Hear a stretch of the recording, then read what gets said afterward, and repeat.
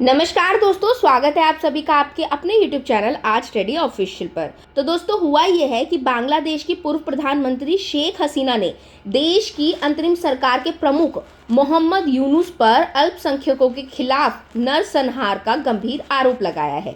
अब ये आरोप केवल शेख हसीना तक सीमित नहीं है, बल्कि ब्रिटेन की संसद में भी इस मुद्दे को लेकर चिंता जताई है। तो दोस्तों आज अपने इस वीडियो में हम डिटेल से समझेंगे कि शेख हसीना ने क्या आरोप लगाए हैं, ब्रिटिश संसद में क्या क्या मुद्दे उठाए गए हैं, बांग्लादेश के राजनीतिक और सामाजिक हालात क्या है, और लास्ट में दोस्तों इस पूरे विवाद पर फ्यूचर में क्या हो सकता है, इसके बारे में भी हम डिटेल से समझने की कोशिश करेंगे।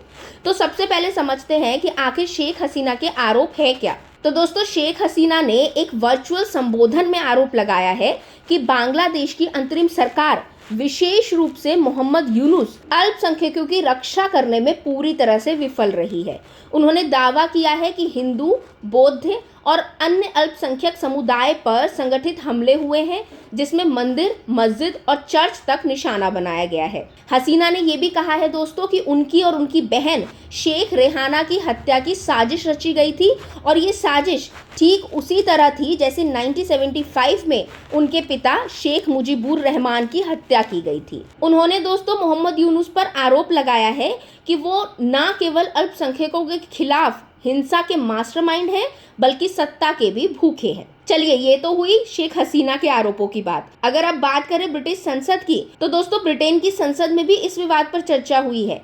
सांसदों ने हिंदुओं और अन्य अल्पसंख्यकों पर हो रहे हमलों पर चिंता व्यक्त की है। आपको बता दूं कि कैथरीन वेस्ट ने अपने बांग्लादेश दौरे का जिक्र करते हुए कहा कि देश में अल्पसंख्यकों की सुरक्षा एक बहुत बड़ा मुद्दा है।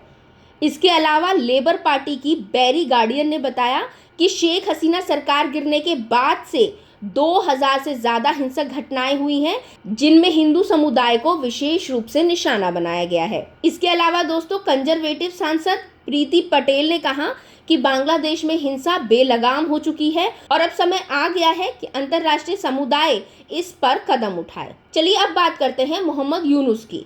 आखिर वो विवादों में क्यों है।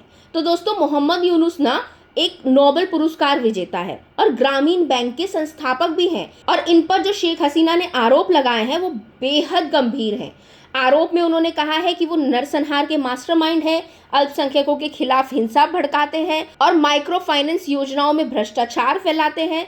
साथ ही वो सत्ता में बने रहने के भूखे हैं। अब यूनुस सरकार ने इन आरोपों को खारिज करते हुए कहा कि शेख हसीना खुद सामूहिक हत्याओं की आरोपी है। अब अगर बात करें दोस्तों बांग्लादेश की मौजूदा स्थिति की, तो बांग्लादेश में हिंसा और अस्थिरता का माहौल दिन ब दिन खराब होता जा रहा है। हिंदू मंदिरों और घरों पर हमले हो रहे हैं, हिंदू पुजारियों की गिरफ्तारी हो रही है, हिंदू धार्मिक स्थलों को नुकसान पहुंचाया जा रहा है। इसके अलावा ब्रिटेन ने बांग्लादेश यात्रा पर एडवाइजरी भी जारी कर दी है। इसके अलावा दोस्तों धार्मिक स्थल और राजनीतिक सभाएं हमले के निशाने पर हैं। अब अगर बात करें दोस्तों फ्यूचर की, तो इस सियासी संकट के कई गंभीर परिणाम हो सकते हैं। ब्रिटिश संसद जैसे मंच पर इस मुद्दे को उठाना बांग्लादेश सरकार पर दबाव बढ़ा सकता है। इसके अलावा अल्पसंख्यकों पर हमले से देश में सामाजिक ताना बाना कमजोर होगा, और शेख हसीना और मोहम्मद यूनुस के बीच का ये विवाद आगामी चुनावों को प्रभावित कर सकता है। तो दोस्तों बांग्लादेश में जारी ये विवाद न केवल देश के लिए बल्कि पूरे दक्षिण एशिया के लिए चिंता का विषय है।